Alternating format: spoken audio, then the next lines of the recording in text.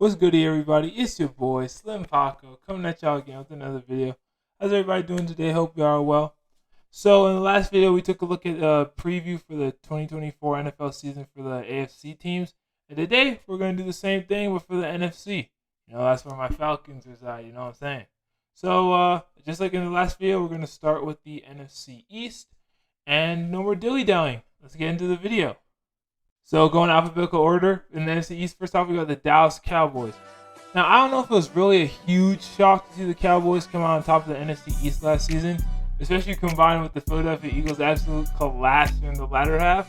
But what may have surprised some people was how quickly the Cowboys exited the playoffs. Okay, not really. No one was surprised. But maybe this year will finally be the year the Cowboys make it to the conference championship. Okay, we know that's not happening either, but come on. I gotta give my professional opinion anyway, so let's get serious. Jerry Jones is still being a pretentious cheapskate. I mean, he took literally forever to sign CeeDee Lamb to a contract extension, and he's still slacking when deciding what to do with Dak Prescott and Micah Parsons. But, oh wait, bringing back Ezekiel Elliott will fix everything, right? Sure, okay. Going into this season, expectations are high in Big D, especially around Dak Prescott and the offense. The Cowboys didn't do much in the offseason, despite Jerry Jones' promise of going all in, and they've already paid for that with Sam Williams and Deron Bland going down from injuries during the preseason and training camp. And Williams will be out for the entire season with his torn ACL. Now, while I expect the Cowboys to make it back to the playoffs in 2024, there's no promises that will be with the division title in tow. And I think this really is Dak Prescott's last chance to show what he can do, or the Cowboys might be moving on. The New York Giants. Man, what a sad, pathetic franchise this team has developed into over the last decade or so. From being the team that defeated the Patriots twice in the Super Bowl to the mess they are now, I honestly feel bad for Giants fans. Last year was a return to our regularly scheduled programming after a playoff appearance in 2022, and this season will probably be more of the same. Danny Dimes must be aware that this is his last chance to prove himself to Giants fans and ownership, because during the preseason, the fans really seemed ready to run him out of town on a rail. Now, he'll have the support of rookie wide receiver Malik Neighbors, who's already showing flashes in limited preseason play. Problem is, that's pretty much all the support he'll have. No more Saquon Barkley, who went to the Eagles of all teams, meaning that the running game will be going through Devin Singletary. Singletary was really good on Buffalo, but hasn't had the same success since leaving the Bills. But perhaps reuniting with head coach Brian Daboll, who was Buffalo's OC at the time when he was there, will be good for him in his career. The Giants have some names, though, I'm not going to lie. I mean, they still got Sexy Dexy on the D-line. They paid an arm and a leg to sign Brian Burns from the Panthers in the offseason. So there's some pieces there, at least on D. The offense might be pretty hard to watch this year. So if you believe in Big Blue in 24, then you can shut the up in 2024. One question for the Eagles. What the heck happened last year? After starting the season 10-1 and looking at they were well on their way to repeating as NFC champs, Philly completely fell apart down the stretch and were blown out by the Buccaneers of all teams in the wildcard round. And all of that internal drama, from AJ Brown deleting all Eagles-related info off his social media, to Jalen Hurts and Nick Sirianni's reportedly soured relationship, to everything that was going on with Big Dom. I mean, what a freaking mess. But now it seems that cooler heads have prevailed in the city of brotherly love, and the Eagles are set to make some big moves for 2024. The first thing they did was make sure their wide receiver room was set for the foreseeable future by inking A.J. Brown and Devontae Smith 3-year extensions. They also added Javon Dotson at the tail end from the preseason from Washington to create a three-headed monster at the receiver position. On the O-line, they'll be missing the presence of Jason Kelce, who retired at the end of last season. It's oh so hard to replace a center. But they picked up Matt Hennessy from the Falcons to have that responsibility, and also grabbed Mekhi Becton from the Jets to beef up the line alongside Jordan Mailata. Of course, the big offseason pickup was former Giants running back Saquon Barkley. Saquon has finally been able to overcome his injury woes and should be a fearsome weapon coming out the backfield for the Eagles. In the draft, they selected cornerback Cooper DeJean, who hopes to make history as the first white cornerback to start a game since Jason Sehorn way back in the day. Should be a good year for the Eagles, and I wouldn't be surprised at all if they recapture the NFC East title. The bad man is gone, and the sun can finally rise over our nation's capital. Well, sort of. There's still a lot of clouds in the sky, but anything is an improvement over the last few years in DC. No more Dan Snyder and no more Ron Rivera, as the Commanders were purchased for a whopping $6 billion by Josh Harris and a group of investors that included Magic Johnson of all people. But regardless, Harris fired Riverboat Ron into the sun and hired Dan Quinn of 28-3 fame to fill the position. Quinn was a DC with the Cowboys for the last few years, and the shellacking to the Packers aside, the Cowboys have finished with a top 5 defense without any major blowouts. Of course, Washington doesn't have a Deron Bland or a Micah Parsons or a Trayvon Diggs, but they have some other pieces that Quinn can use. Jonathan Allen, Benjamin St-Juste, and now Bobby Wagner, just to name a few. The Commanders' new OC is Cliff Kingsbury, the former wonder kid from Texas Tech, who was also the Cards head coach for a little bit. He returned from Thailand to take rookie quarterback Jaden Daniels and try and turn him into a better version of RG3. And in my opinion, Daniels is already a better version of RG3, at least from the highlights and tape that I've watched. With the ability to run like Cam Newton and throw with touch like Patrick Mahomes, Daniels seems poised to be the QB that takes Washington to the next level. And since he is more mobile than Sam Howell, it's unlikely that he'll be the victim of 60+ sacks like Howell was last season.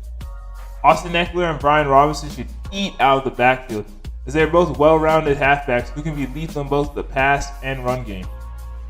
The Commanders probably won't compete for a division title this year, but improvement is a definite certainty for this team. Hey, left hand up. Moving on to the NFC West, start with the Arizona Cardinals. I predicted the Cards to win one game last year. Just one. And they actually won what, like 4? Which is an increase of 400%? Yeah, and they had some stunning wins down the stretch too, including upsetting the Pittsburgh Steelers and the Philadelphia Eagles on the road. However, hand on a Bible, can anyone who's not a fan name 5 players on this team besides Budda Baker, Kyler Murray, and Marvin Harrison Jr.? I know I can, and this is my job. But as it is with most NFL teams, the Cardinals start and end with their quarterback, and that's Kyler Murray. As long as he can stay healthy, I do believe Arizona will win a lot of games, and his life gets so much easier with Marvin Harrison on the wings. The extremely talented wide receiver was mocked to the Cards for years before they actually drafted him, and now it's time to show what he can do. Other offensive weapons for the Cardinals will be James Conner, DJ Dallas, and Trey McBride, while the defense will be run by the aforementioned Budda Baker and newly signed acquisition Sean Murphy-Bunting. I feel like an idiot while looking at the Cardinals roster and not knowing who like 90% of these guys are, but maybe they'll be able to put us on notice in Jonathan Gannon's second year at the helm. Only 2 calendar years removed from their Super Bowl victory, the Rams still have a lot of the pieces that got them to the mountaintop, and the pieces that they lost they've been able to replace without much of a drop-off. Unfortunately for LA, this will be their first season without the legendary Aaron Donald since 2013. Replacing him might be a little easier said than done, but it's all about the cogs in the machine. Matthew Stafford returned to form last season, aided by the weapon that is Puka Nacua, and now getting back Cooper Kupp should make the Rams' top 10 offense, possibly a top 5 offensive unit by the end of the year. The only problem for the Rams is their defense. Even with Aaron Donald, they were still ranked 20th in the league last season, so how do they improve on that side of the ball? Well, LA decided to use their first round pick in like 5 years, if not longer, on standout edgeman from Florida State, Jared Verse, and their second round pick on Verse's teammate, defensive tackle Braden Fisk. McVay and co are hoping they can be instant plug-and-play guys, instant impact makers. In addition, Michigan running back Blake Corum has shined as a kick returner in the preseason, so the Rams are hoping he can carry that over to the regular season as well. The NFC West is such a tough division right now with the Niners and the Seahawks surrounding the Rams. If LA can ride the wave and weather the storms, I wouldn't be surprised to see them in the playoffs for a second consecutive season. As a Falcons fan, I was simply tickled pink to see Kyle Shanahan lose another Super Bowl. However, I gotta be unbiased and acknowledge that the Niners are simply the standard of the NFC, and nothing should change in 2024. While it took them forever to come to terms with Brandon Ayuk, I don't think that'll translate to any on-field problems and diminish what should be another beautiful season in the Bay. From a purely name-to-game basis, San Fran is probably the only team in the NFL that is dominant on both sides of the ball, even more so than the Chiefs.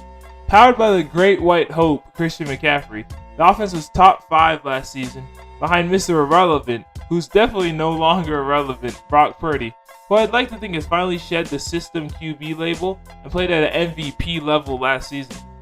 He's not short of weapons in any regard, since he has Ayuk, Deebo Samuel, and George Kittle to get the ball to. He'll also have Ricky Pearsall when he fully recovers from his gunshot injury.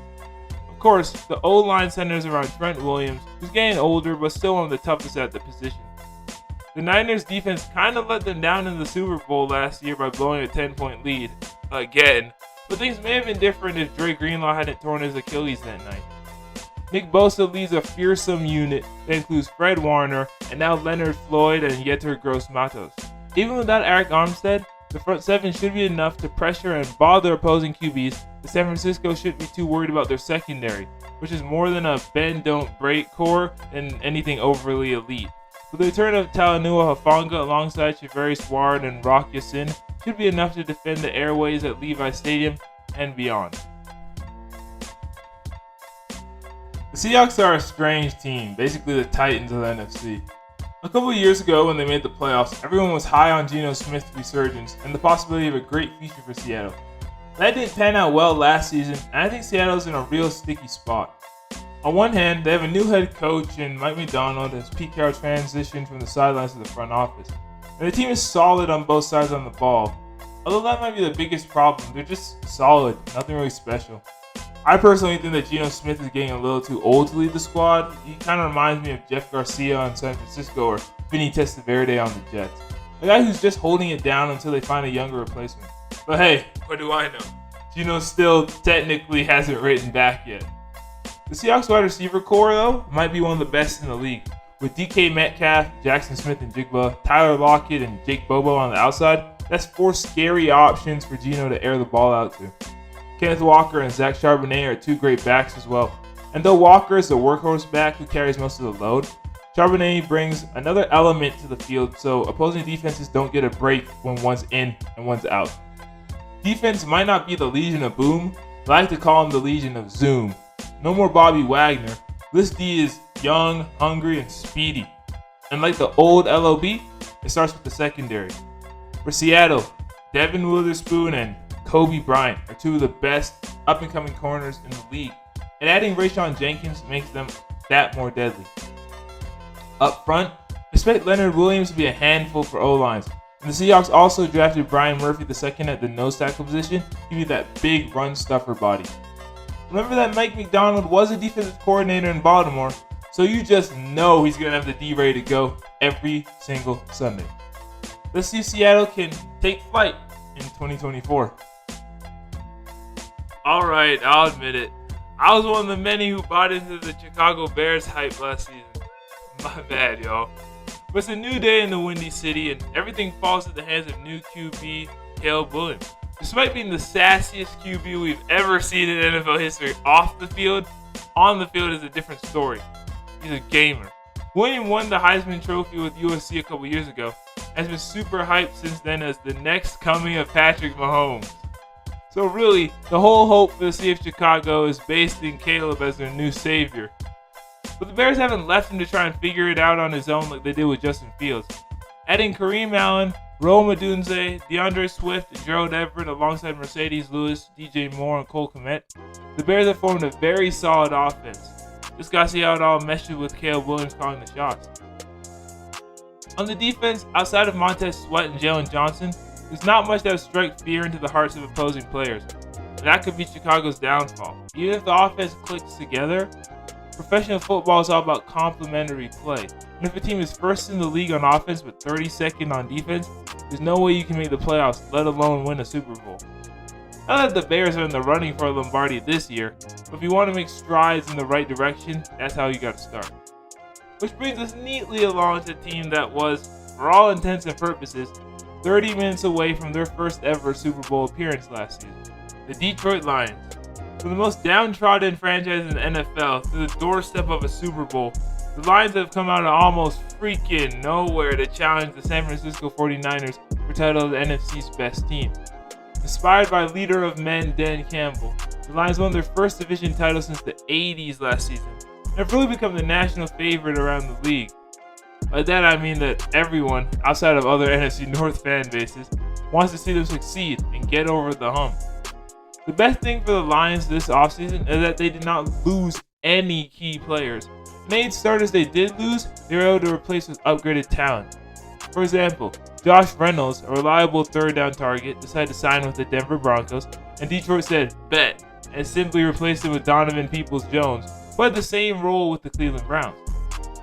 They also upgraded at the corner position after drafting Terron Armstead, Alabama's standout. However, this team really runs through the play of Jared Goff, Amon-Ra St. Brown, and Penei Sewell. Where those three go, so go the Lions. They should take Detroit pretty far once again. It wouldn't surprise me at all if St. Brown is in conversation for Offensive Player of the Year at the season's end. Also, Aiden Hutchinson broke out last year and could become the new best defensive player in the NFC now that Aaron Donald retired, but we'll have to see how that goes. Expect big things from the Lions in 2024. Last season, the fracking Green Bay Packers shocked every single person in the NFL and ran roughshod over opponents all the way to the NFC division round. How about the Cowboys, am I right? After worrying about their QB position for like one whole year, Jordan Love seems primed to follow in the footsteps of Favre and Rodgers and eventually win multiple MVPs, guide the Packers to one Super Bowl win before years of playoff futility and then departing to the New York Jets. In all seriousness, Love deserved the 4-year, $220 million extension that Green Bay gave him, especially because of his improved play, which is the main reason why the youngest team in the league had a pretty deep playoff run. Now it's all about improvement, and I think a year of camaraderie will do wonders for the club. Outside of Love, weapons include the no-names, Romeo Doubs, Christian Watson, Dontavian Wicks, and Luke Musgrave. No more Aaron Jones, but one could say that the Packers upgraded by signing Josh Jacobs from the Las Vegas Raiders. Rashawn Gary, Quay Walker, and Zaire Alexander lead a competent defense. And I personally think that Aaron Mosby will be the main breakout star for the Pack, though it wouldn't surprise me either if that title goes to Preston Smith or Luke Van Ness. The secondary would be the weakest part of the roster for Green Bay, but they bolstered that unit by signing Xavier McKinney from the Giants during the offseason, and that just gives them a solid unit all around. The question is, can they surpass Detroit this year? I honestly never thought those words would come out of my mouth. Pain, misery, suffering. How else can one describe the life of a Minnesota Vikings fan? There was a lot of hope for the purple and gold going into the 24 season. The new QB JJ McCartney, the reigning collegiate champion from Michigan, actually lighting it up early on during the preseason and training camp. Then, torn meniscus. Okay. Well, how about 4th round cornerback pick Tyree Jackson? A baller at Oregon, Jackson was expected to come in and battle for the second cornerback spot, or even the first. And then, his life was tragically snuffed out at the hands of an allegedly drunk driver. So, suffice it to say, this has probably been the worst offseason in Minnesota since Randy Moss left for the Raiders. How in the world can the Vikes recover from this in 2024? Well, I hate to say this, but it's about the next man up. They went out and signed Stephon Gilmore to be their number 2 corner. Sam Darnold will be taking the snaps as a starting QB. Justin Jefferson became the highest paid receiver in the NFL, which sparked some debate throughout the league, mostly in Cincinnati. And the Vikings also signed Aaron Jones away from rival Green Bay, which will surely be a talking point throughout the season. Minnesota drafted superstar linebacker Dallas Turner out of Alabama with their 17th overall pick, adding him to an overhauled defense that will probably be Minnesota's biggest liability this year. Oh, who am I kidding? Everything besides Jay Jetta is a liability for the Vikes in 2024. This season is definitely going to be a wash in the land of 1,000 lakes. This is the year us Falcons fans have been waiting for. I hope. Owner Arthur Blank kicked Mr. 7-9 himself, Arthur Smith, to the curb when the clock struck midnight on Black Monday back in January, and then brought in former defensive assistant Raheem Morris to be the head coach. Kirk Cousins was the first big signing, and though I'm personally not a fan of the 4-year, $180 million deal given to a guy who's 36 years old and coming off a season-ending injury, Cousins is a supreme upgrade over Desmond Ridder or Marcus Mariota, so I'll take it. More importantly, this means that Kyle Pitts and Drake London will finally have a competent QB to get them the ball. Something Pitts hasn't had since Matt Ryan, and something London has never had in his short career. Atlanta made a host of offseason moves, and although the key pieces are still intact, like Grady Jarrett, AJ Terrell, who got paid handsomely, by the way, Bijan Robinson and Tyler Algier. By adding big names like Matt Judon, Darnell Mooney, and Justin Phillips, most people are riding high for the Dirty Birds, and I'm no exception.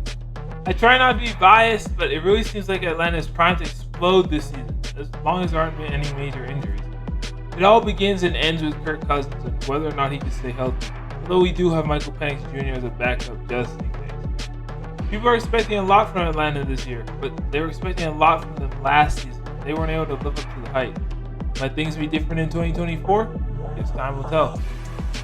I don't think that the Panthers exactly regret drafting Bryce Young over CJ Stroud. It's still too early to tell. If Carolina's going to return to the form that they had in the 2000s and the early 2010s, he needs to step up his play. The problem is, his team hasn't done all that much to help him out at the start of his career. I mean, remember what Young's wide receiver core looked like last season? Adam Thielen, DJ Chark, and Jonathan Mingo. Thielen's over the hill, Chark is serviceable, but has never been a number one receiver, and Mingo was a rookie, but was not effective at all in the pass game last year. So the Panthers decided to do something about it, and drafted the speedster out of South Carolina, Xavier Legette. Legette brings an element of route running skill mixed with quickness that Carolina hasn't had since they traded away DJ Moore to Chicago a couple of seasons ago. And Chuba Hubbard might be close to a breakout coming out of the backfield. Carolina has never struggled to put good running backs on the field. Unfortunately, it's not all about fixing the offense for the Panthers because they also lost Brian Burns to the Giants in the offseason, which of course will be deflating to the defense. I think this, along with the horrendous O-line, will be a reason why the Panthers will struggle this season again, because both sides of the ball look pretty much the same going into 2024 as they did at the end of 2023. Oh, and now Panthers fans have to deal with David Tepper, who seems to be just as much as a megalomaniac as a Jerry Jones or Al Davis. Except that his team is a lot worse and unpopular than the Cowboys and old Raiders. It'll likely be another disappointing season in Carolina, but with how mid the NFC South is, I mean, who knows? If the Panthers get hot, they could make a run, because 9 wins might be enough to win the division again. Let Baker bake was a rallying cry throughout Middle Florida last season, as Baker Mayfield came back from the grave to lead the Bucs to the NFC South title and all the way into the divisional round, where they lost a close game to the Detroit Lions. Tampa Bay wasn't supposed to do that last year, and this year they might have even fewer believers outside of the crew. Despite the doubters, Tampa should come into 2024 with a lot of momentum, a lot of confidence, and a lot of enthusiasm. Mike Evans is still that guy and recorded his 10th consecutive season with at least 1,000 yards receiving in 23. A gold jacket and a bust in Canton is for sure awaiting him at the end of his career. Along with Chris Godwin, the Bucs still have one of the most talented wide receiving rooms in the NFL, even with Evans and Godwin getting older. Tristan Wirfs and Luke Godecki make up one of the best O-lines in the NFC and the league in general, so Mayfield should have no problem having time to make decisions with the pigs here in the pocket. On the defensive side of the ball, it ain't the same as the 2020 or 2002 squads, but as long as Vita Vea, Levante David, Joe Sharenka, and Antoine Whitfield Jr. are rolling the field, they'll keep Tampa Bay in games. Looking at their schedule, I mean, it ain't going to be a slouch this year. They have to face the other division champs in the NFC since they won the South last season, and also face the AFC West. So it won't be easy for the Bucs to hold on to their crowns, but that's what we've been saying for the last 3 years. Don't count out Tampa Bay. Well, that's the previews for all 15 teams in the NFC. Guess which one I didn't do? And I will never do a preview of them. But anyways, now it's time to talk about how I think these teams are going to end up at the end of the season. When it's all said and done, which 7 teams are going to qualify for the NFC playoffs. And starting with, we got the number 1 seed in the NFC will be, once again, San Francisco 49ers. After finishing 14-3, I mean, there's not really much anybody can do to stop this team, at least in the regular season. I think 14-3 was the record last year. They had that 3-game losing streak, and then they didn't lose again. 13-4 or something like that. Maybe they lost their last game when they had their starter sitting. The 2 seeds going to go to the Detroit Lions. 12-5 winners of the NFC North. I think it's going to be a tight battle with the Packers, but I see the Lions coming out top. 3rd seed is going to be the NFC East champs, the Philadelphia Eagles. 11-6 or 12-5 for them. Atlanta Falcons will win the NFC South at the 10-7 record. And then your wild card teams are going to be the Cowboys, the Packers, and the Rams. So yeah, let me know what y'all think. Well, that's the video. Thanks everybody for watching. I hope y'all enjoyed it. If you did, y'all do me a huge favor and like the video if you like the video. Subscribe to the channel, turn on notifications, and yeah, that's it. Good luck to everybody's teams. But as always, from me, it's Go Bills. It's Rise Up ATL, and catch y'all in the next video. Later.